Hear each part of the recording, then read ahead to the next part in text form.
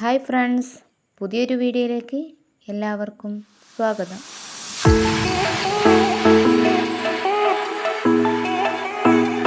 Hi friends, അസ്സലാമു അലൈക്കും.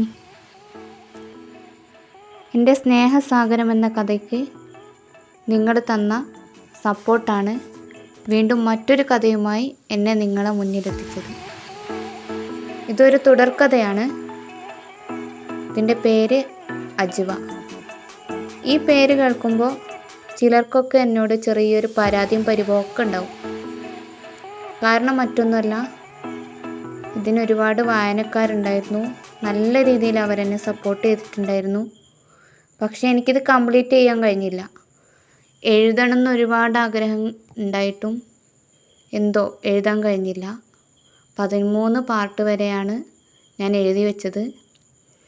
അപ്പോൾ എല്ലാവരുടെയും പരാതിയും പരിഭവമൊക്കെ തീർത്ത് അജ്വ കംപ്ലീറ്റ് ചെയ്ത് നിങ്ങളുടെ കയ്യിൽ തന്നിട്ട് പോവാനാണ് ഞാൻ വന്നത്. എല്ലാവരുടെയും സപ്പോർട്ട് പ്രതീക്ഷിക്കുന്നു.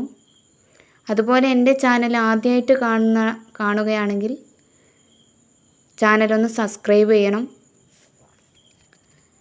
കഥ ഇഷ്ടപ്പെടുകയാണെങ്കിൽ ലൈക്ക് ചെയ്യാനും കമൻറ്റ് ചെയ്യാനും ഷെയർ ചെയ്യാനും മറക്കരുത്. നമുക്ക് കഥയിലേക്ക് പോയാലോ. അജ്വ. രചന അവതരണം മെഹർ. അജ്വ. ഹിജാബിനെ പ്രാണനായി കണ്ടവൾ, അവളെ നെഞ്ചോട് ചേർത്തവൻ.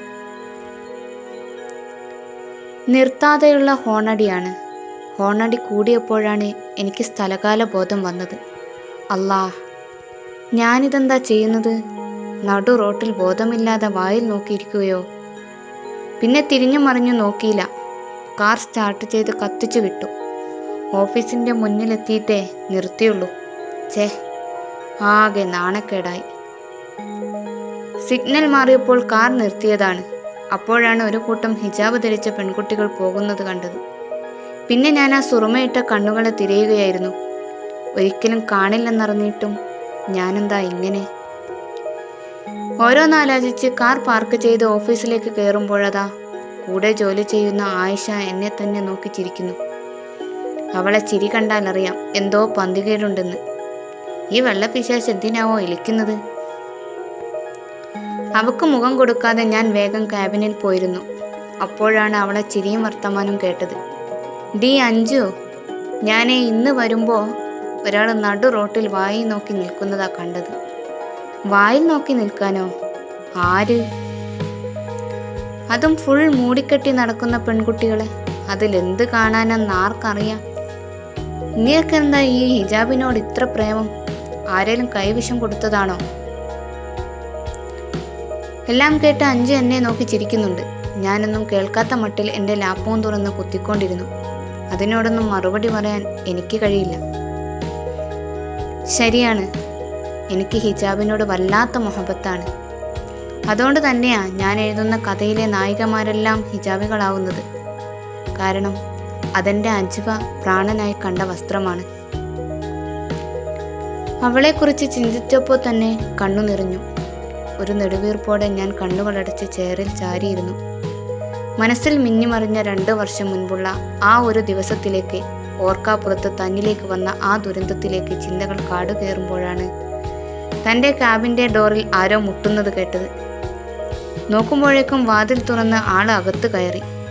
വന്ന ആളെ കണ്ടതും ഞാൻ ഞെട്ടിത്തെറിച്ചെണീറ്റുപോയി. കഥ തുടരും. ഞാൻ ഇന്ന് അജ്വ എന്ന കഥ തുടങ്ങി വെച്ചിട്ടേ ഉള്ളൂ. അപ്പം അജ്വ ആരാണെന്നും നമ്മുടെ കഥയിലെ നായകൻ ആരാണെന്നും ക്യാബിനിലേക്ക് കയറി വന്ന ആളാരാണെന്നൊക്കെ അറിയണ്ടേ? എല്ലാവരും കാത്തിരിക്കുക. അടുത്ത ഭാഗവുമായിട്ട് ഞാൻ എത്രയും പെട്ടെന്ന് വരും. എല്ലാവരും അഭിപ്രായം പറയണം. അതുവരേക്കും വിട.